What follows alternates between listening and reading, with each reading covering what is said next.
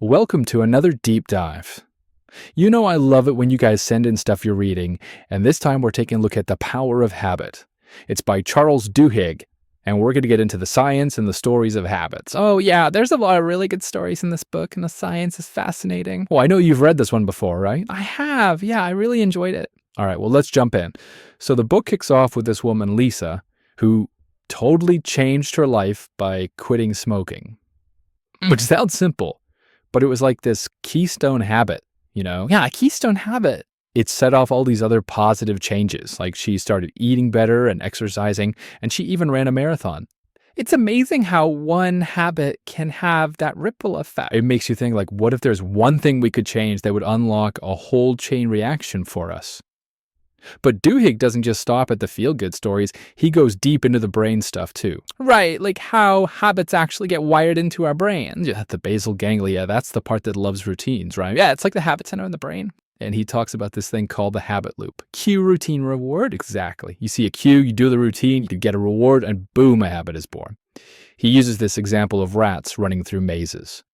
And this other story about Eugene, who lost most of his memory. Oh yeah, Eugene. That's wild. He couldn't remember his own life, but he could still form new habits. Like his brain was on autopilot even though his conscious memory was gone. It's kind of scary when you think, yeah, it shows just how powerful those unconscious patterns are. And speaking of patterns, Duhigg talks about this thing called craving. Like how craving is actually a driving force behind habits. It's not just about willpower, it's about understanding that underlying need that the habit is fulfilling. Remember that Febreze example? Oh yeah, they turn a product for eliminating bad smells into something people actually craved. It's genius, really. They shifted the focus from just getting rid of the odor to the feeling of freshness and satisfaction you get afterward. So it's not just about eliminating a bad habit. It's about figuring out what need that habit was meeting and finding a healthier way to get that same reward. Exactly. Find a substitute that aligns with your goals. Like instead of reaching for a cookie every afternoon, maybe you go for a walk or call a friend. Something that gives you a similar sense of satisfaction without the sugar rush. That's the idea. All right, so we've talked about individual habits, but Duhigg also looks at how habits play out in teams. Like he talks about this football coach, Tony Dungy, who used habit science to transform the Tampa Bay Buccaneers. Well, they were a losing team, and he turned them into winners. How did he do that? By focusing on building good habits. Habits in football, what does that even look like? Well, he implemented all these specific routines and emphasized what he called a play-by-play mentality. Interesting. He trained the players to focus on executing each small action, perfectly believing that consistently nailing the small things would lead to bigger victories. It's like that saying, inch by inch, it's a cinch. Yeah, breaking it down into manageable chunks makes it less daunting. But it wasn't just about physical routines. He also changed the team's mindset.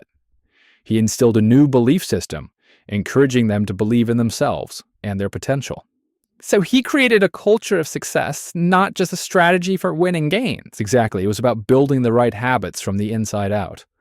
But it wasn't all sunshine and touchdowns for Dungy. Oh. He also went through a really tough time when his son committed suicide while he was coaching the Indianapolis Colts. Oh, wow. That's heartbreaking. Yeah, it was a terrible tragedy.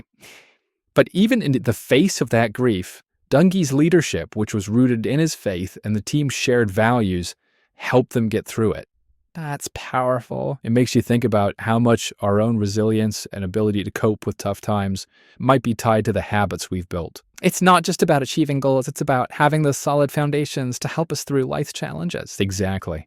Now, Duhigg also draws this really interesting parallel between personal habit change and the Montgomery bus boycott. Never thought about it that way. He says that the boycott wasn't just about Rosa Parks refusing to give up her seat. What else was it about? It was about the power of social habits.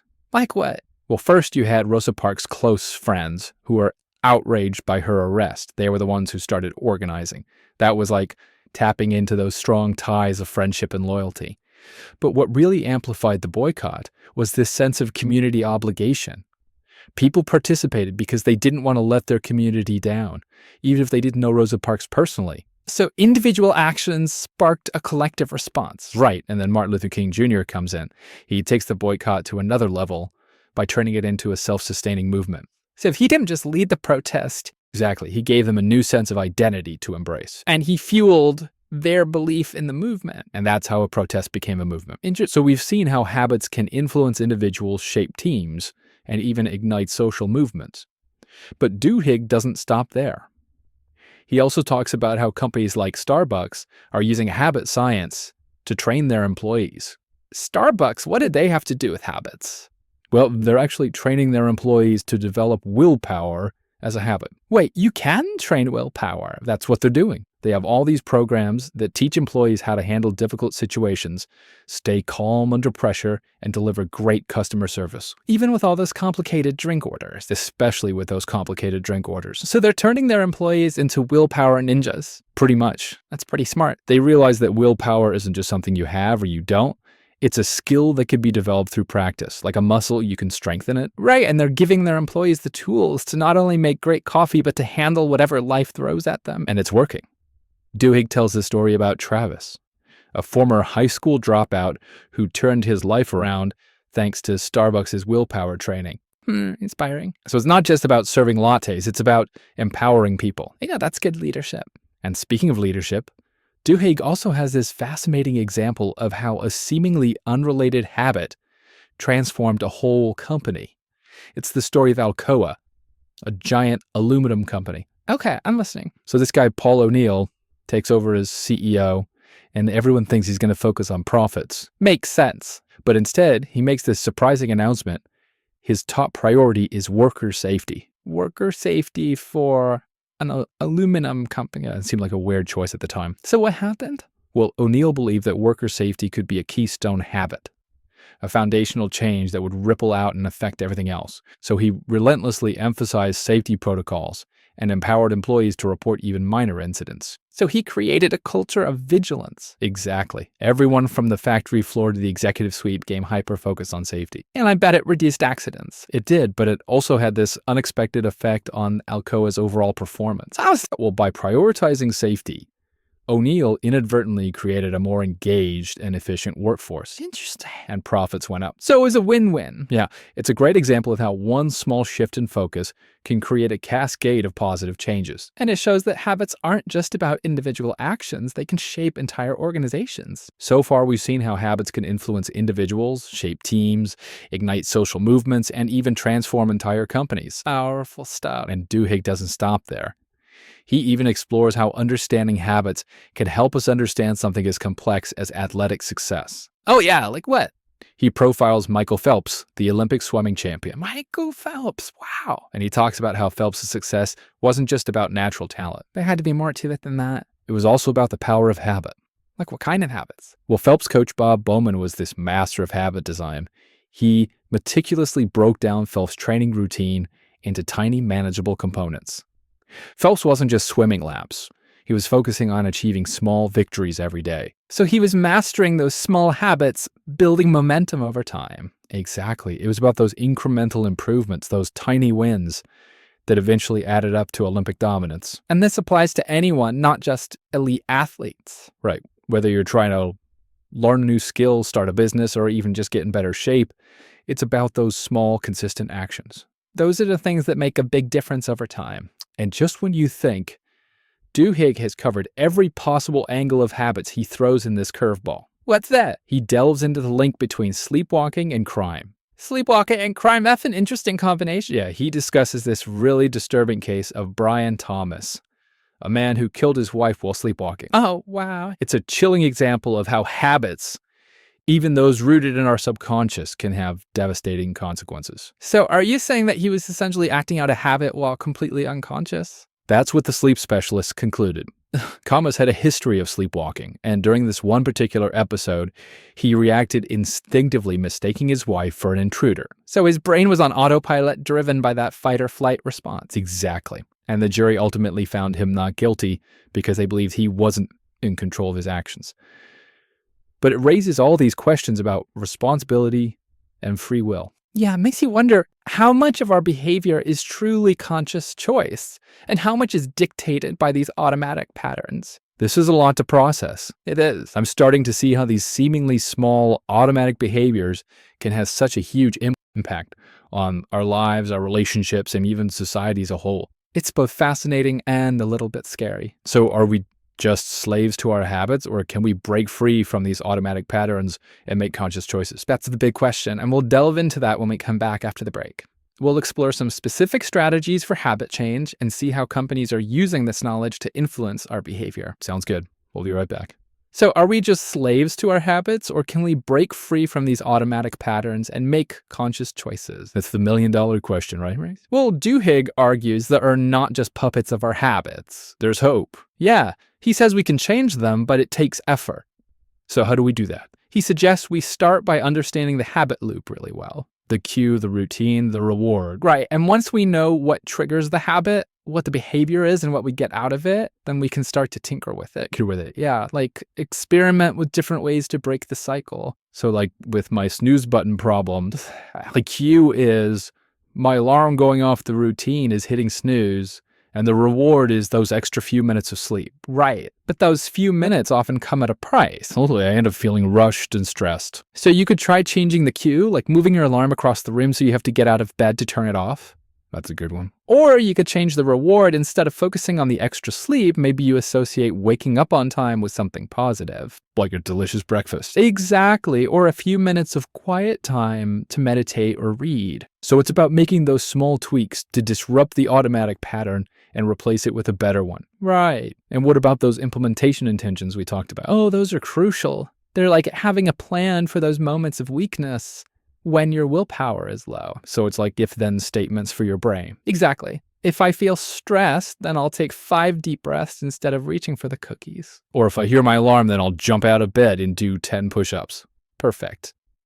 The more you practice those new responses, the stronger that new pathway becomes. It's like building a new mental habit. Precisely. And it takes time and effort, just like building any new skill. So it's not about some magical overnight transformation. No, it's about understanding the science and then putting in the work. Okay, that makes me feel more hopeful. But let's be real, some habits are harder to break than others. Oh, absolutely. Some habits are deeply ingrained and they're connected to powerful emotions, like addiction. Exactly. So what do we do about those? Well, Duhigg suggests that sometimes we need professional help, like therapy or counseling. Right? Or in some cases, medication. It's about recognizing when we need extra support and not being afraid to ask for it. Because sometimes those habits are just too big to tackle on our own. Exactly. This whole conversation has been a real eye-opener. I'm starting to see how these seemingly small automatic behaviors can have such a huge impact on our lives, our relationships, and even the world around us. It's powerful stuff, isn't it? It is. It's both fascinating and a little bit intimidating, but also empowering. How so? Because once we understand how habits work, we can start to change them. We can break free from those negative patterns and cultivate new ones that align with our values and our goals. So it's not all doom and gloom. There's hope for us habitual humans after all. Absolutely. There's always hope. And remember, even small changes can make a big difference over time. This has been an incredible journey into the world of habit formation.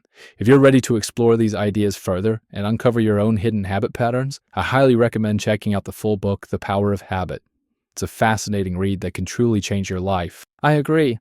And if you're looking for more resources or support, there are tons of great websites, articles, and even apps out there to help you on your habit change journey.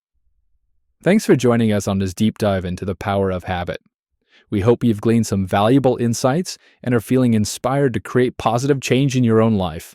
We'll catch you next time. It's pretty amazing how these tiny little habits can have such a big impact on our lives. I know, right? Yeah, it's like these small things we do almost without thinking can really shape who we are and what we achieve. Absolutely. And Dewey gives us some really practical advice on how to actually change those habits. Yeah, I'm all ears. I need all the help I can get. Well, he says the first step is to really understand the habit loop. The cue, the routine, the reward. Yeah, we got to figure out what triggers the habit, what the behavior is, and what we get out of it. Once we know that we can start to break the cycle, right? Like with your snooze button problem. Oh man, don't remind me. The cue is the alarm going off the routine is hitting snooze, and the reward is those extra few minutes of sleep. Yeah, but those few minutes come at a price. You end up feeling rushed and stressed every single time. So you could try changing the cue, like moving my alarm clock across the room. Exactly, yeah. That way you have to physically get out of bed to turn it off. That might actually work. Or you could try changing the reward.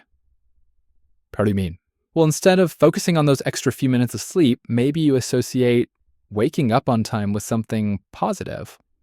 Like what? Like a delicious breakfast or some quiet time to yourself before the day starts. I do love a good breakfast. It's about finding something that motivates you. So it's not just about eliminating a bad habit, it's about replacing it with something better. Right. It's about finding a new routine that gives you a similar reward, but without the negative consequences. That makes sense. And what about those implementation intentions we talked about? Oh, those are super helpful. They're like having a plan for those moments when your willpower is weak, like when you're tired or stressed. Exactly. So it's like setting up if-then statements for your brain. Precisely. If I feel the urge to hit snooze, then I will immediately get out of bed and do 10 jumping jacks. Or if I feel stressed, then I'll take 5 deep breaths instead of reaching for the cookies. Perfect. The more you practice those new responses, the stronger that new pathway in your brain becomes. It's like training your brain to do something different. Exact. This is making me realize that changing habits isn't about some massive willpower thing. It's not about being superhuman. It's more about understanding the science, creating a plan, and then practicing those new behaviors until they become automatic. It's like building any new skill. It takes time and effort, but it's possible. Absolutely. Anyone can change their habits if they're willing to put in the work. That's good to know. So what about those really tough habits? The ones that are hard to break, like addictions. Yeah, well, sometimes those habits are so deeply ingrained and connected to powerful emotions that we need more than just willpower to change them. Makes sense. In those cases, it's important to seek professional help, like therapy or medication. Right. Sometimes we need extra support to overcome those challenges. It's about recognizing when we need help and not being afraid to ask for it. Absolutely. This whole conversation has been a real eye-opener. I'm starting to see how these seemingly small, automatic behaviors can have such a huge impact on our lives, our relationships, and even the world around us. It's fascinating, isn't it, how these tiny habits can create these ripple effects. It is. It's both fascinating and a little bit intimidating, but also empowering, don't you think? In what way? Because once we understand how habits work, we can start to change them. We can break free from those negative patterns and create new ones that are more aligned with our values and our goals. So we're not just victims of our circumstances. Yeah. We have the power to shape our own lives. Exactly. This has been an amazing journey into the world of habits. If you're intrigued by this topic and want to learn more, I highly recommend checking out Charles Duhigg's book, The Power of Habit. It's a really great read full of fascinating stories and practical advice. And if you're looking for more resources or support, there are tons of great websites, articles, and even apps out there to help you on your habit change journey. You don't have to do it alone. Thanks for joining us on this deep dive into the power of habit. We hope you've gained some valuable insights and are feeling inspired to create positive change in your own life. Catch you next time.